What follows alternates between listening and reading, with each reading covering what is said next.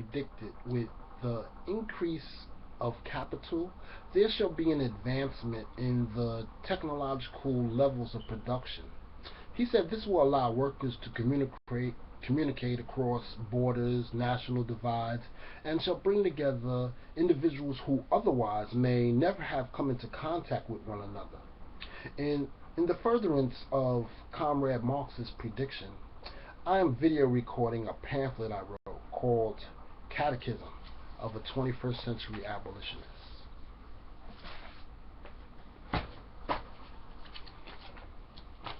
Very few men imprisoned for economic crimes or even crimes of against the oppressor feel they are really guilty. George Jackson, Field Marshal of Prisons and General of the Black Panther Party. I am suggesting we abolish the social function of prisons. Comrade Angela Davis. Northwest Ordinance of 1787.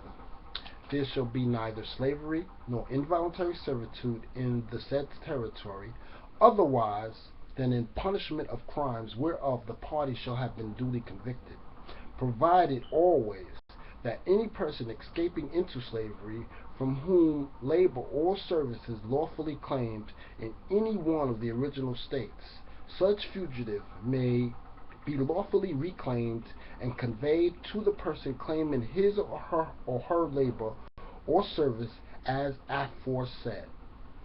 13th Amendment to the U.S. Constitution of 1865.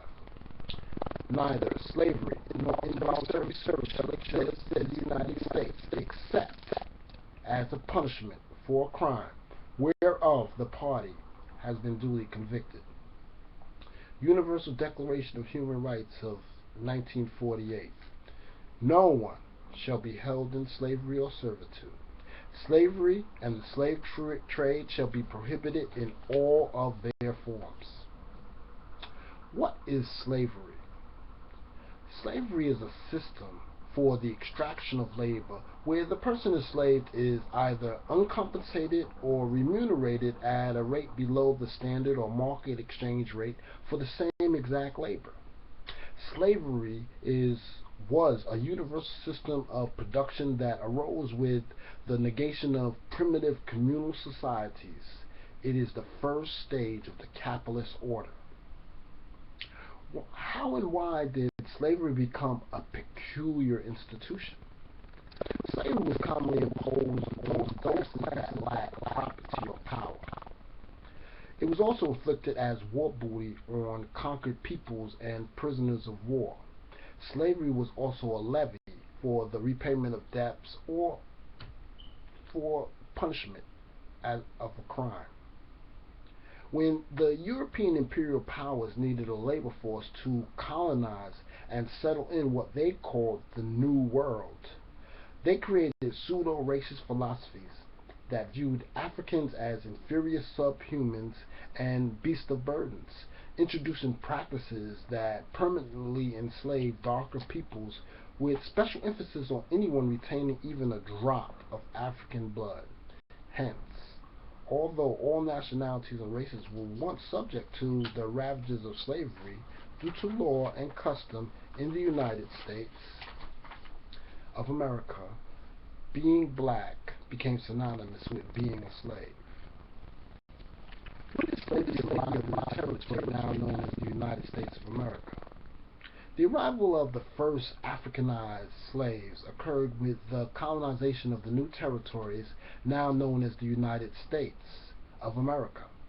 On the first day of Black August in 1619 at Jamestown, Virginia, from the moment Africanized slaves arrived in the new territories, they began to rebel by either challenging the contradictions of Christian culture or escaping into the wilderness, joining native tribes and waging incessant war against racist colonizers. Is it true that the Africanized slaves were docile, accepting their fate? Absolutely, emphatically not. The African captive immediately went into battle mode, even long before touching the shores of North America. The majority died during the Middle Passage rather than suffer the indignity of slavery. The The captured and enslaved slave marooned societies in the mountains and woods. The rebel slave waged incessant guerrilla war on the colonial powers. But history says slaves were good Negroes for the master class, does it not? Yes, but this is a false history designed to negroize the captive to give the appearance of passivity and inferiority. This was done to denigrate the humanity of the descendants of slaves and deny the fact of any positive or progressive contribution to history other than being a servant to a superior master race who built everything with slave labor. Was the war between the states, the Civil War, fought to end slavery? No. Old dishonest Abraham Lincoln, slave master in chief, always made it clear he did not desire to end slavery, but also to maintain the union of the states. Conversely, it was actually the Southern Confederacy that initiated war between the states. This was due to the competition posed by the Northern industrialists by introducing embargoes, forming international alliances, and encouraging disenchantment among the slaves. The rebellious slaves had always been a burden on the American Republic, with over 100,000 fleeing between 1810 and 1860. The war between the states was simply a competition between competing capitals, agrarianism and industrialism. So, what then were the Emancipation Proclamation and the 13th Amendment to the U.S. Constitution?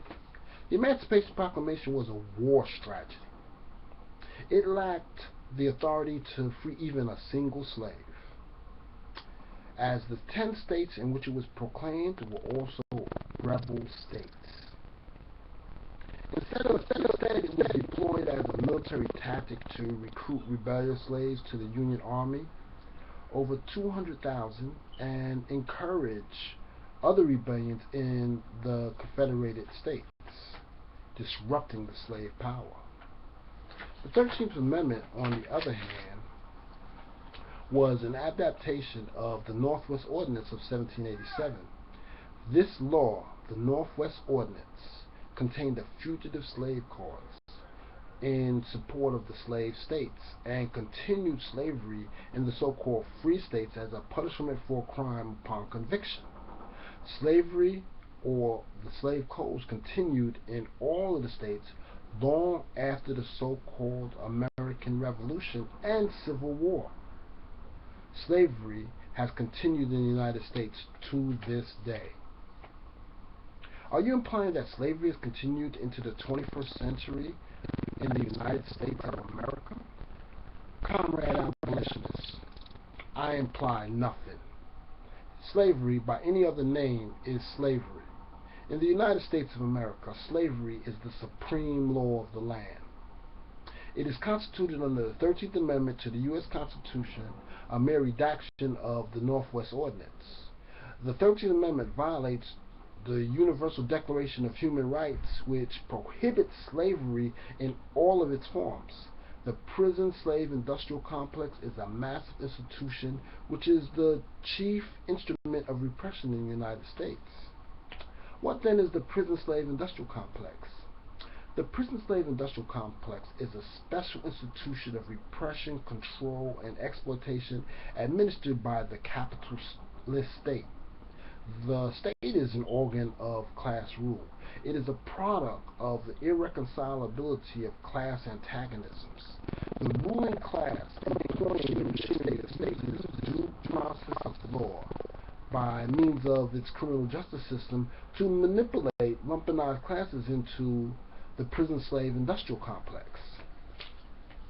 This renders all crime, whether crime of passion, compulsion, or habit, to be a product of pre-existing and prevailing socio-economic conditions prevalent to any urban development. The prison slave industrial complex comprises all areas of production and control, from the criminal courts to prison facilities, but includes parole and probation departments and other custodial and monitorial systems. The prison slave industrial complex is the primary vehicle for the continuation of the racist and universal enslavement of the poor and minorities. It lowers the value of labor and constitutes a vast reserve army of labor. What can we do, abolitionists, to abolish slavery? Slavery is an abomination. International law demands all nations abolish slavery in all of its forms. The ruling class must accept the repeal of the 13th Amendment and adopt Article 4 of the Universal Declaration of Human Rights. It must end hypocritical and unjust policies and laws that enslave the poor, disenfranchised minorities, immigrants, and other lumpenized groups.